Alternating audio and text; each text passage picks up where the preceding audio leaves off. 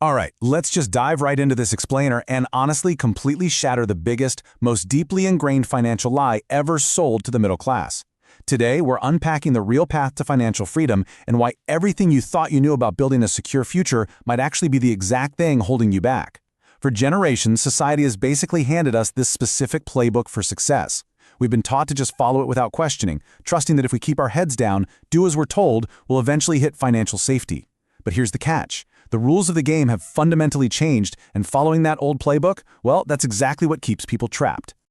You've heard it, right? Save money and one day you'll be rich. I mean, from childhood, we're literally programmed to believe this rule is smart, safe, and above all, responsible. It sounds perfectly logical. Your parents probably told you this, your teachers definitely reinforced it. It feels like the ultimate undeniable truth of personal finance.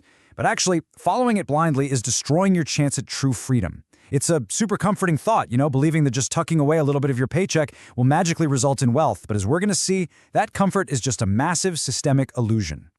And that's exactly why it's so dangerous. Millions of people out there are sacrificing their happiness today for this promised tomorrow that frankly never comes. They avoid risks, they skip the vacations, they deny themselves the simple pleasures, and they genuinely think they're doing everything perfectly right. Psychologically, it creates this deeply false sense of security. You check your savings account, you see a number slowly ticking up, and you feel protected. Yet, despite doing everything totally by the book, these same folks end up financially trapped in what is essentially just survival mode. No absolute peace, no real wealth, just endless, exhausting survival.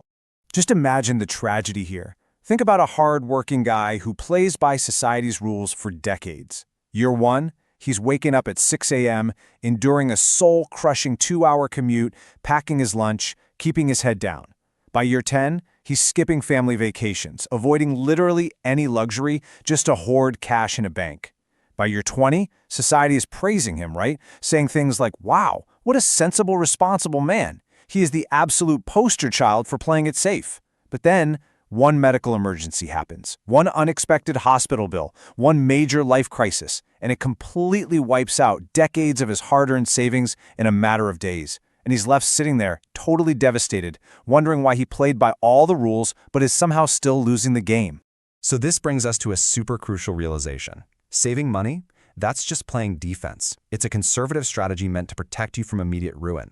But true wealth? Oh, that requires playing offense. Because safety without growth is just slow, agonizing suffering. If your entire life strategy is built on playing defense, constantly retreating and just guarding what little you have, you might survive the winter, but you're never actually going to win the game. Playing offense means getting off the sidelines. It means actively putting your money into the market, investing in new skills, acquiring equities, and building multiple streams of income. But we've got to talk about the silent thief in the room, inflation. It is the invisible enemy, basically the financial criminal nobody ever arrests. While your saved money stays exactly the same, just a static, unchanging number sitting in a bank account, the cost of life around you just keeps moving up. Think about it. Year after year, milk, petrol, rent, school fees, electricity, they all get more expensive. What cost you 100 rupees 5 years ago now costs 150. Inflation is quietly, relentlessly stealing your value. You aren't actually saving money, you are slowly, silently losing your purchasing power. Every single day your money sits there doing nothing, it's shrinking in its ability to buy the life you want. Now this changes absolutely everything. While people with a poor mindset feel exhausted running faster and faster on the hamster wheel just to stay in the exact same place, constantly asking, how can I save more? How can I cut more corners? The rich ask a fundamentally different question. They ask, how can I make this money work for me? They know that cash is temporary, it's a tool, not a trophy. So they take that tool and use it to buy things that generate even more money. That single, profound shift in perspective, moving from a mindset of scarcity and hoarding to a mindset of deployment and growth, that is what separates lifelong survival from actual generational freedom. Because here's the truth. Wealth is not created by saving alone. It is created by ownership. Let's look at a practical example. Imagine two friends with the exact same salary and the exact same opportunities. The first friend lives in fear, so he just parks his extra cash in a low-yield bank account. He stagnates. But the second friend? He learns new high-income skills. He starts a freelance side business. He actually studies investing, and he buys assets, stocks, real estate, pieces of businesses. In 5 years, that second friend is going to have exponentially more freedom because his assets are now working for him. Poor people save money, rich people buy time through ownership. So why don't more people do this? Well, the answer is pretty simple. Fear. People are terrified of losing 1,000 rupees in investing. But, and this is crazy when you think about it, they feel completely comfortable losing 10 years of their life stuck in the exact same financial position. It's a bizarre psychological trap. Fear is an incredibly expensive financial prison. Avoiding the temporary discomfort of learning how to invest keeps your money permanently parked, which honestly only makes the commercial banks richer, not you. Your fear of volatility is highly profitable to a financial system that relies on you playing it safe. Think of your financial life kind of like a car. Saving, that's your seatbelt. It gives you essential stability, keeps you strapped in, and protects you if things go drastically wrong. You absolutely need it. But investing is the engine you need to actually move your life forward. You could have the strongest seatbelt in the world, but if you don't have an engine, you're just sitting in a parked car on the side of the highway, watching everyone else speed right by. You absolutely need both to travel the road to financial independence. Okay, so how do we actually escape this trap? How do we stop living paycheck to paycheck and transition from mere survival into absolute freedom? Well, the source material gives us 3 clear, actionable steps. And these aren't just abstract theories, okay? They're the practical mechanics of wealth creation. Let's break them down one by one so you can start applying them to your own life today. Step 1. Save for security, not for status. Your very first move is to build a basic emergency fund.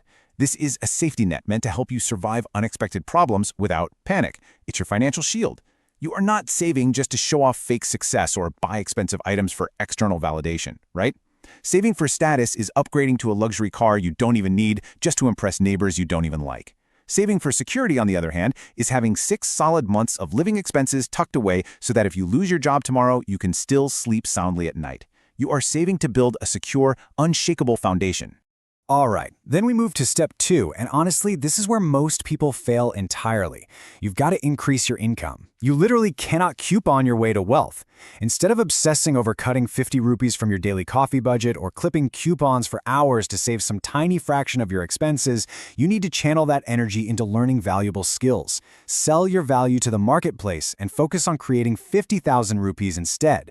There is a hard, strict mathematical limit to how much you can save. You can only cut your expenses down to absolute zero, but your income has infinite potential. It can grow forever if you focus on providing more value. And finally, step 3, buy assets. Things that actually pay you while you sleep. Stop buying EMI traps disguised as achievement. You know, the brand new expensive phones you finance for 2 years, the designer clothes bought purely for social approval. Those are liabilities. They drain your future. Instead, start chasing true ownership of investments, automated systems, and businesses. That is the real game. Poor people chase appearance, rich people chase ownership. This is what buys you freedom instead of just a temporary boost in social status. Look, it really all comes down to this kind of harsh reality. Hope is not a financial strategy. Sometimes people are poor simply because they were taught the wrong game. They were taught to just work hard, keep their heads down, stay completely safe, and hope for the best. They hope the government will take care of them. They hope their employer will keep them around forever. But true freedom, that is built through sharp awareness and decisive action. Ownership is meticulously built over time through calculated moves. It is never just wished for. Which brings us to a really hard, honestly uncomfortable question you need to ask yourself right now. Are you building wealth, or are you just building a prettier cage? Ask yourself honestly if you are saving for actual liberating freedom, or if you're just trapped in a comfortable cage of stable jobs, predictable routines, and respectable suffering. A cage with velvet ropes is still a cage, right? Way too many people spend their entire lives safely surviving, meticulously managing their little comfortable enclosures without ever truly living or experiencing the vast possibilities of life. So if you take away nothing else, remember this core principle. Money is not meant to sleep. It is meant to move. It's meant to grow, to create options, and to create peace. What does that actually look like in daily life? Well, it looks like having the financial power to walk away from a toxic job without panicking. It looks like being able to handle a sudden family crisis with calm, immediate action instead of sheer terror. The ultimate goal isn't to die with the biggest savings account on the block. The goal is to live with the absolute most time, mental, and financial freedom possible. That is what money is actually meant for. As we wrap up this explainer, I want to leave you with one final thought to really chew on today. Will you stop worshiping the safety of savings? Break out of that paralyzing mindset and finally start asking yourself, how do I make my money work for me? Because sometimes the safest path is actually the one that looks risky. Thank you so much for joining me on this explainer, and I highly, highly encourage you to start moving your money and your life forward today.